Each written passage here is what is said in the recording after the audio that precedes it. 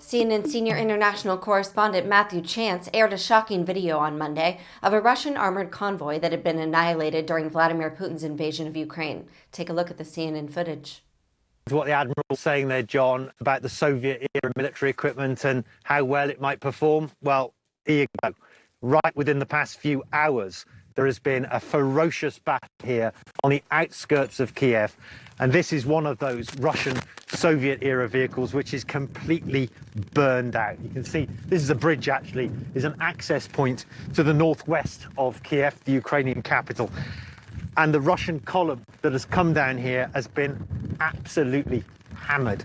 Obviously, we're still in a very exposed situation right now, but if I can just bring you along here, there's the debris everywhere, the twisted metal of these vehicles. This is obviously just a truck carrying supplies. We saw the armored vehicle in front there. I mean, looking around, absolutely frozen. Look at this. I mean, what kind of munitions does it take to do that to a car, to a vehicle? You know, I know that I've been speaking to the local Ukrainian commanders here. They've been saying that they were using Western anti-tank missiles to attack these columns. Look, so recent, the battle.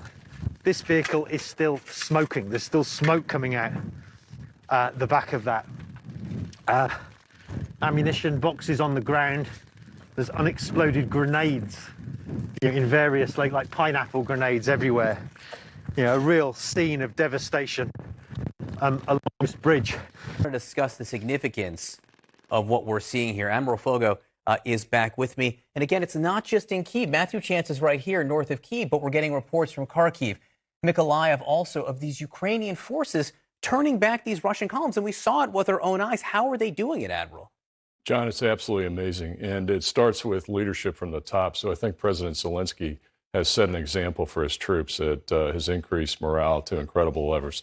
He's got true grit. He's got guts. He's got determination. He turned down a ride and said, I don't need a ride. Give me ammunition. So they're out in the field fighting. They're able to do this because they break down into small tactical groups. So they have distributed command and control of these small units, and they have good weapon systems that they've received from the West, including the Javelin anti-tank missiles. You talked about the Javelins right now. Just so people know what that is, let me just show a picture of it first. This is what a Javelin looks like, a graphic image. And this is actually video from the Ukrainian Defense Ministry of the Ukrainians practicing with the Javelin. You can see they're very proud of it. Again, this is produced by the Ukrainian Defense Ministry here. USA Today reports that the Ukrainian and Russian delegations are meeting at the Belarusian border for their first direct talks since Russia's invasion began on Thursday. The Ukrainian president's office said it would demand an immediate ceasefire. The U.S. announced new sanctions against the Russian central bank, looking to limit the financial options for Russia, whose economy has been crippled by global sanctions. And in an extraordinary move, Switzerland, which has maintained neutrality for hundreds of years, joined the EU in imposing sanctions against Russia.